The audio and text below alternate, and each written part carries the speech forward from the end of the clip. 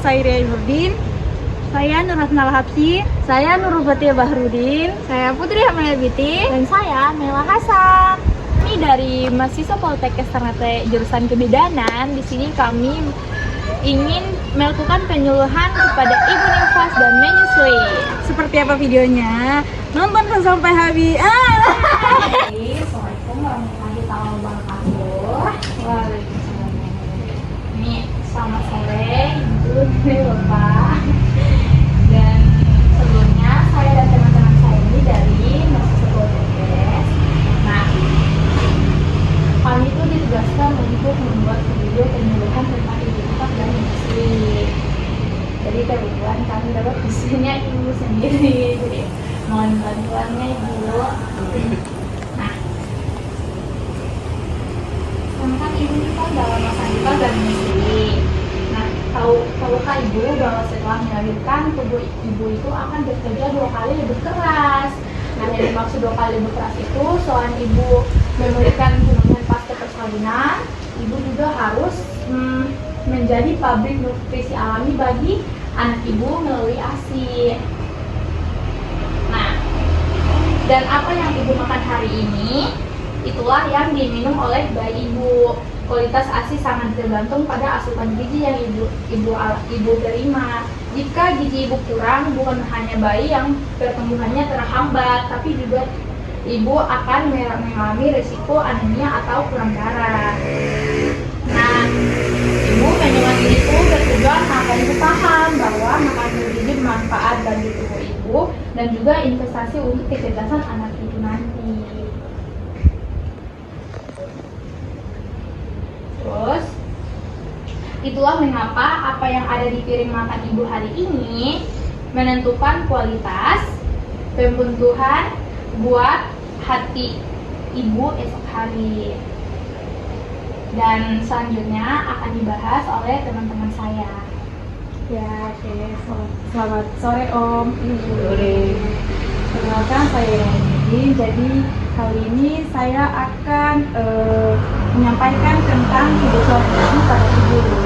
Jadi ada beberapa kebutuhan yang harus dipenuhi ibu selama masa menyusui.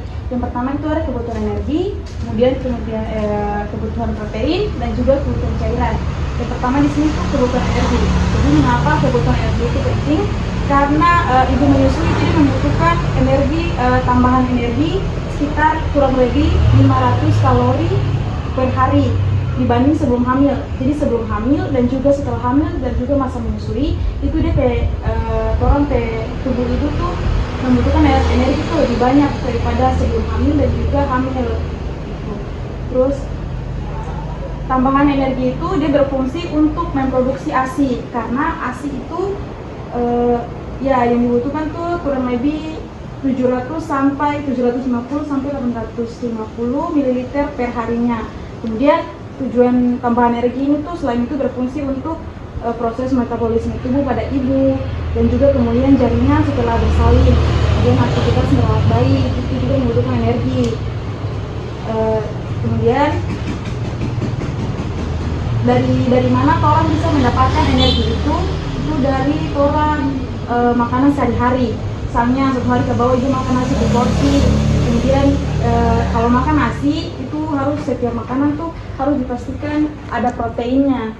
Itu misalnya 1 porsi nasi, terus harus ditambah juga 1 porsi ayam atau ikan, terus harus dibarengi dengan sayur, buah, terus kalau ada 2 gelas susu juga boleh, terus ditambah 1 roti gandum atau telur. Terus selanjutnya kebutuhan protein. Nah, jadi protein itu dia sangat berperan penting untuk orang ke tubuh ibu karena berfungsi sebagai pembentukan komponen ASI, kemudian perbaikan jaringan tubuh ibu pada masa jadi pas ibu sedang melahirkan. Protein itu juga membantu untuk memperbaiki jaringan tubuh ibu yang rusak. Kemudian membentukkan antibodi dan juga mendukung sistem imun pada bayi dan juga ibu. Jadi pada ibu tuh membutuhkan sekitar 15 sampai 20 gram per harinya protein. Nah, jadi sumber protein yang didapat itu biasanya dari mana? ada dua jenis protein, ada protein hewani dan juga protein nabati. Protein hewani itu apa saja? Protein hewani itu ada, ibu bisa dapat dari ikan, ayam, telur, kemudian susu, itu protein hewani. Kalau protein nabati ibu bisa dapat kalau makan kacang-kacangan, kemudian tempe, tahu, tuh dia bisa didapat dari situ. Jadi tadi kalau setiap kali ibu makan, alangkah baiknya tuh harus ada proteinnya. Kemudian selanjutnya kebutuhan cairan. Kenapa cairan itu sangat penting untuk tubuh ibu? Karena orang PASI itu dia terdiri dari 87% air. Oleh karena itu kebutuhan cairan untuk ibu menyusui itu dia kayak semakin meningkat begitu selama menyusui. Jadi dia membutuhkan lebih banyak air. Untuk itu dianjurkan kepada ibu untuk mengonsumsi air. Kan biasanya kalau orang sebelum hamil itu kalau tidak salah 2 liter ya, 2 liter perharinya. Kalau ibu menyusui dianjurkan untuk mengonsumsi 2,5 sampai 3 liter atau setara dengan 8 sampai 12 gelas perharinya. Itu perharinya. Baik Ibu, perkenalkan saya Nurul Fatimah. Di sini saya akan menjelaskan apa makanan pelancar ASI. Baik, di sini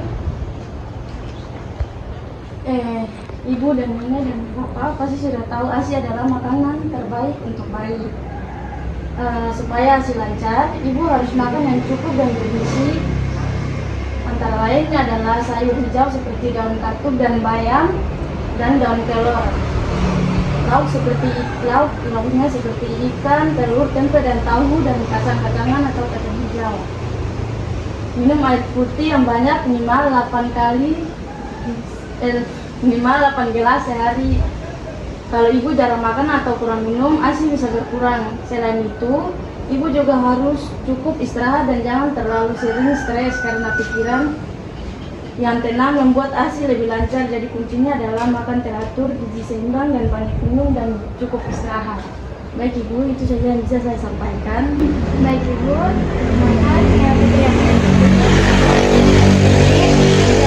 tentang makanan tanpa alasan medis. Artinya ibu hamil atau menyusui tidak perlu menghindari makanan tertentu kalau tidak ada alasan medis yang jelas.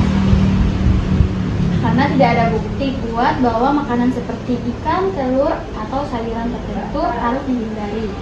Terus pantangan tanpa alasan medis bisa menyebabkan kekurangan gizi karena asupan makanan jadi terbatas. Terus makanan hanya perlu dihindari jika ada alergi, ada penyakit kondisi medis tertentu, misalnya diabetes, hipertensi, kolesterol tinggi, dan lain-lain. Jadi intinya jangan konsumsi makanan sembarangan karena bisa membuat tubuh kekurangan nutrisi. Terus di sini ada gizi seimbang mempengaruhi kualitas ASI, yaitu makanan yang dikonsumsi ibu sangat berpengaruh terhadap kualitas ASI tersebut. Di sini ada prinsip isi piringku tetap berlaku. Yang pertama itu karbohidrat cukup, sumber energi atau nasi, roti, kentang. Terus protein cukup, pembangun tubuh dan nasi seperti ikan, telur, ayam, tahu, dan tempe. Terus buah dan buah beragam, itu untuk vitamin dan mineral. Terus ada lemak sehat, itu alpukat, kacang, minyak sehat, dan cairan cukup, air putih minimal 2 kali sehari. Waalaikumsalam. Baik, saya akan menjelaskan tentang dukungan pengambilan keputusan. Itu seperti mendukung keputusan ibu untuk memberikan ASI eksklusif. Yaitu dong nenek dan dong bapak ini dukung ibu supaya ibu selalu memberikan ASI kepada adik-adik. Ada juga ini tidak terburu-buru untuk memberikan susu formula, dan ibu dan nenek tak boleh cepat adik mana itu langsung kasih susu formula karena belum karena dengan ibu ini ada apa kalau langsung kasih susu formula, tak boleh, harus ASI. Ada juga tentang membantu ibu jika ibu mengalami masalah menyusui dengan konsultasi ke tenaga kesehatan, segera pergi di bidan atau apa supaya dong cepat tangani adik-adik. Ini kan tadi orang sudah sampaikan toh terkait itu. Oke. terkait kebutuhan energi, protein, terus ini tentang sampai nggak boleh minum berkurang selama sebelum dari 6 bulan. Jadi makanan untuk bayi itu dari umur 0 sampai 6 bulan itu harus hanya tetap ASI. Gitu. Jadi sampai sini orang mau tes tentang ini diagnostik. Muhammad boleh? Jadi nanti orang tanya, coba ton tes. Tadi setelah tadi yang perlu sampaikan, kalau protein hewani itu biasa orang dapat dari mana? Protein hewani. Oh, kalau ada protein apa tidak? Atau kalau ada sayur yang dikonsumsi yang Harus dianjurkan harus dikonsumsi konsumsi untuk oleh ibu menyusui itu apa saja? bayam. Ya, salah satunya. Terus apa lagi Nenek? Jantung pisang. Bayam saja. Jantung pisang. Pisang. Iya. Kalau bayar nih, bener bang. Iya.